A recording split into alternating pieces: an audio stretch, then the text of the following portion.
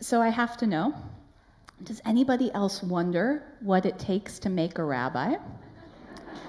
Not philosophically, not like what makes a great rabbi, but physically.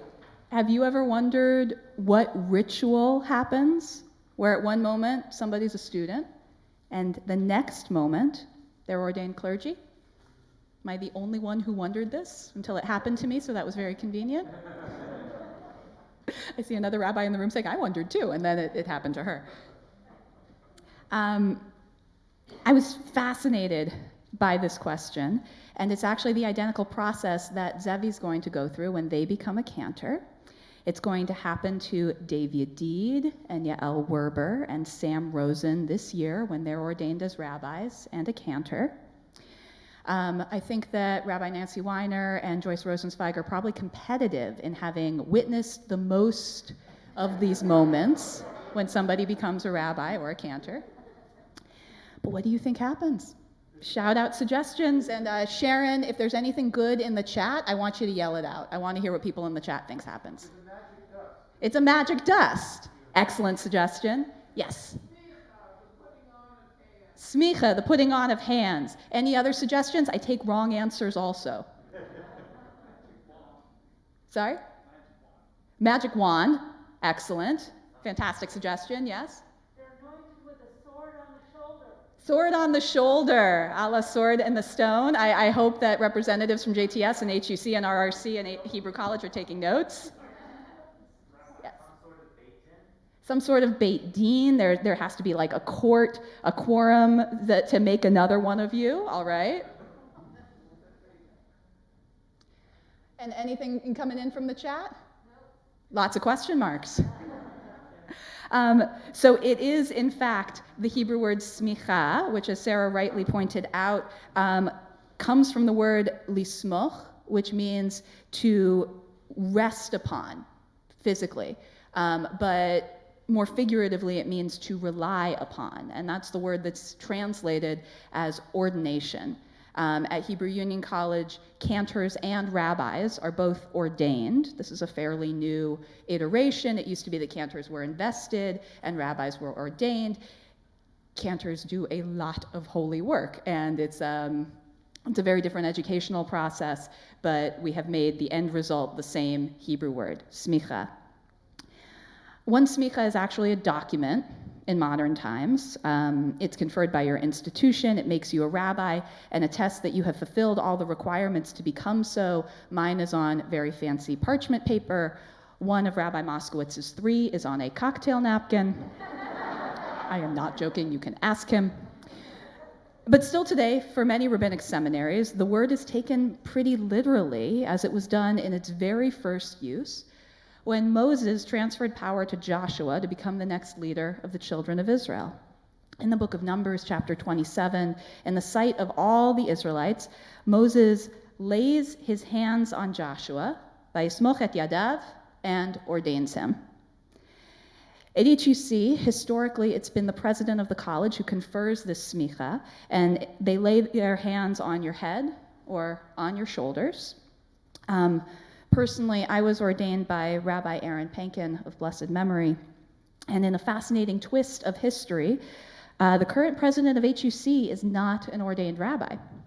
And so, for the last several years, the highest ranking rabbi of HUC, who is the provost, Rabbi Andrea Weiss, has been the one performing this ritual, and she was the first woman to do so in the institution's history. And that is who will, God willing, ordain both Sam and Zevi. I found that experience personally to be incredibly meaningful and sweet. And frankly, I'm mostly just grateful that that tradition from Numbers was handed down as what we do instead of the ritual that we read about for ordination in this week's Parsha, which is Tzav. It also comes from that same root. It uses the same word, lismoch.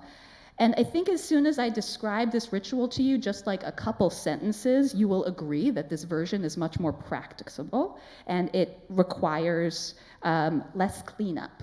So,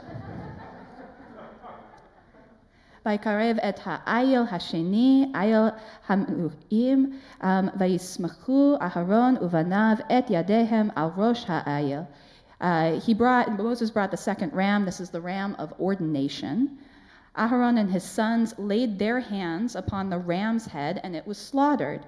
Moses took some of its blood, put it on the ridge of Aaron's right ear, on the thumb of his right hand, on the big toe of his right foot, and then Moses brought forward the sons of Aaron, put some of the blood on the ridges of their right ears, on the thumbs of their right hands, on the toes of their right feet, and the rest of the blood Moses dashed against every side of the altar, and it goes on, and more entrails are involved, also matzah.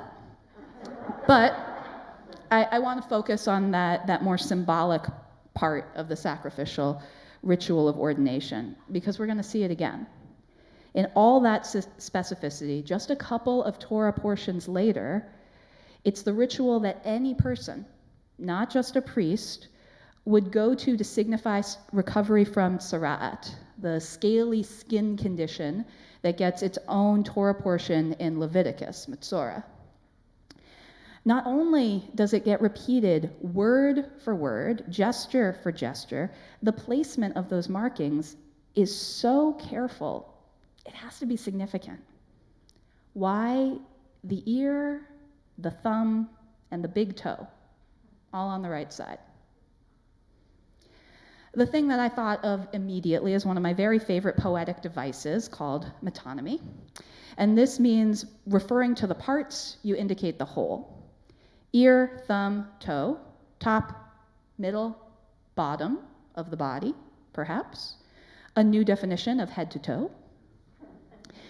But perhaps the symbolic indication here is once ordained, a priest brings the entirety of their body and the entirety of themselves into service.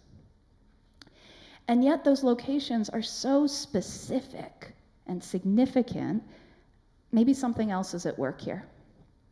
Philo of Alexandria, who was an Egyptian commentator from the 1st century, noted the essential function of each of these extremities. Maybe that's the point. You have to make sacred what you hear. You have to make sacred what and how you touch. You have to make sacred your comings and goings. Why, you might ask, on the right side? Regrettably for the lefties in the room and online, the right side is symbolic of dexterity and strength, at least according to Philo and other commentators who come after him, but you lefties disprove that every day. They just weren't sure yet. But back to our point. It seems important to ascertain what symbolism is at work here because of the careful repetition in a different ritual performed by a priest and not performed on the priest. Once a Metzorah, a person who has tzara'at, has recovered from the physical symptoms of the disease, before they can return to the Israelite camp, they have to be led through a complicated ritual by the priest who offers a sacrifice on their behalf and then anoints them in the same way that they were anointed when they were ordained. Right ear, right thumb, right big toe. It's too specific and too carefully copied to be a coincidence, I think. So what should the priest learn? And what should we learn about the repetition of this ritual?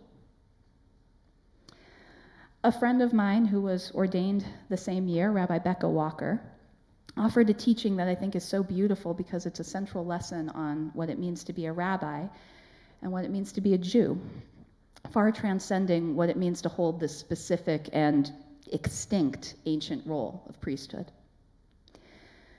The ritual connection between the Metzorah and the priest comes to teach us the importance of the value of empathy.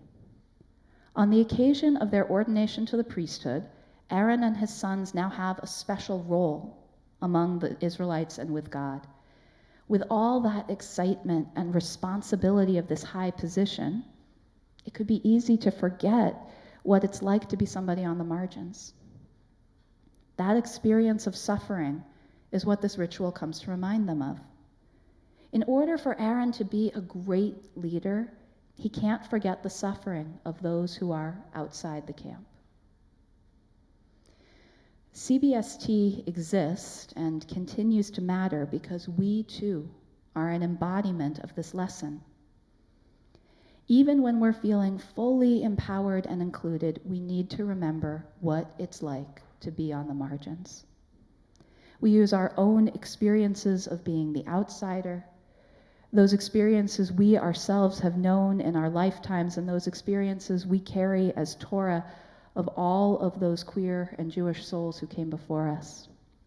We are the nexus of two marginalized communities.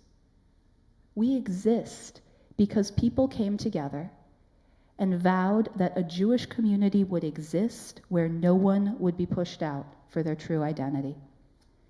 We use this Torah as a blueprint for empathy, no matter what the world throws at us. And Parshat Tzav reminds us that that feeling of empathy is not enough. It's our commitment to empathetic actions that matter, what we do with what we hear, what we touch, and where we go.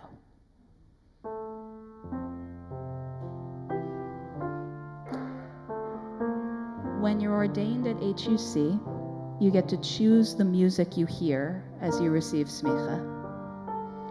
And this is what I chose. This is a setting of the prayer Modim that we sang at the end of our Amidah. It's by Debbie Friedman. And she focuses not on the opening line, which says, "We give thanks that you are the all-merciful one," but she focuses on the line that says, "There are signs of you every day. You have always been our hope." This is the dream and the aspiration of creating a more perfect world where everyone is brought inside. A world of peace, a world of understanding and empathy is only possible through careful listening, thoughtful action, and a willingness to go where those are most needed. May our ears, our hands, and our steps be attuned to these signs of holiness, and may we be the makers of that holiness in our lives and in the lives of others. It's on page 112 if you'd like to follow along in the Hebrew.